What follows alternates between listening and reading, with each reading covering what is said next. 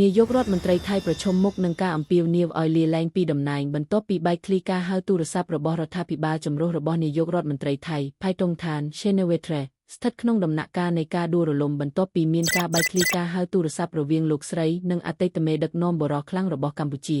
ពួកគេកំពុងពិភាក្សាអំពីវិវាទព្រំដែនដែលបានបង្កើនភាពតានតឹងរវាងប្រទេសជិតខាងទាំងពីរក្នុងរយៈពេលប៉ុន្មានសប្តាហ៍ថ្មីនេះបន្ទាប់ពីទាហានខ្មែរម្នាក់ត្រូវបានសម្លាប់នៅក្នុងការប៉ះទង្គិចគ្នាកាលពីខែឧសភា Paetongtarn ហាក់ដូចជាបណ្ដេញមេបញ្ជាការយោធាថៃម្នាក់នៅក្នុងការហៅទូរស័ព្ទរយៈពេល17នាទីដោយលោកហ៊ុនសែននៅលើ Facebook កាលពីថ្ងៃពុធនាងបាននិយាយថាមន្ត្រីនោះគ្រាន់តែចង់មើលទៅលយហើយនិយាយអ្វីដែលមិនមានប្រយោជន៍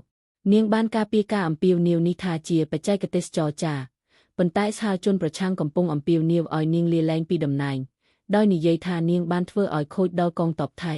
ប៊ិនយេថេដែលជាគណបក្សធំទី2នៅក្នុងសម្ព័ន្ធដែលកំពុងកាន់អំណាចរបស់លោកស្រីបានលាឈប់ពីសម្ព័ន្ធភាពកាលពីថ្ងៃពុធបន្ទាប់ពីការលេចធ្លាយការហៅទូរស័ព្ទដែលបានធ្វើឲ្យមានការប៉ះទង្គិចយ៉ាងធ្ងន់ធ្ងរដល់តំណែងរបស់គណបក្សសភាថៃនៅក្នុងសភា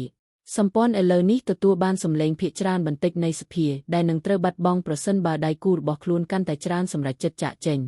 គណបក្សពីរផ្សេងទៀតក្នុងសម្ព័ន្ធរបស់ភឺថៃគ្រោងនឹងបើកកិច្ចប្រជុំនៅថ្ងៃប្រស្បត្តិដើម្បីពិភាក្សាអំពីស្ថានភាពចំណងមិត្តភាពរបស់ស៊ីណាវ៉ាត្រាជាមួយគ្រួសារហ៊ុនរបស់កម្ពុជាបានត្រឡប់មកវិញជាច្រើនទសវត្សរ៍ដោយលោកហ៊ុនសែននិងអតីតនាយករដ្ឋមន្ត្រីថៃលោកថាក់ស៊ីនដែលជាឪពុករបស់ Paetongtarn ដែលគេស្គាល់ថាចាត់ទុកគ្នាជាបងប្អូនបង្កើតកាលពីដើមខែនេះលោកស្រី Paetongtarn បាននិយាយថាទំនាក់ទំនងជិតស្និទ្ធរវាងត្រកូលនយោបាយទាំងពីរមិនឈរនៅក្នុងវិធីការពារផលប្រយោជន៍របស់ប្រទេសថៃនោះទេប៉ុន្តែអ្នករិះគន់បានយកបញ្ហាចំពោះការមិនចង់បានរបស់នាងក្នុងអំឡុងពេលនាងជួបជាមួយលោកហ៊ុនសែនដែលក្នុងនោះនាងបាននិយាយទៅលោកថាជាពូហើយបានសន្យាថានឹងថែរក្សាតម្រូវការរបស់លោក Paetongtarn បាននិយាយថានាងនឹងលែងចូលរួមក្នុងការចរចាឯកជនជាមួយមេដឹកនាំប្រទេសកម្ពុជា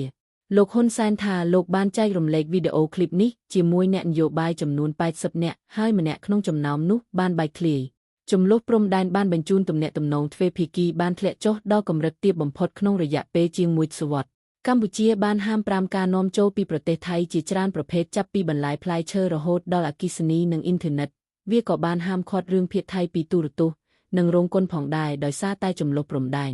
ប្រទេសទាំងពីរបានដាក់កម្រិតព្រំដែនគ្នាទៅវិញទៅមកចំនួនរវាងពួកគេមានតាំងពីជាង1សតវត្សរ៍មកហើយដែលព្រំដែនត្រូវបានអូសទាញក្រោយការកាន់កាប់របស់បារាំងមកកម្ពុជា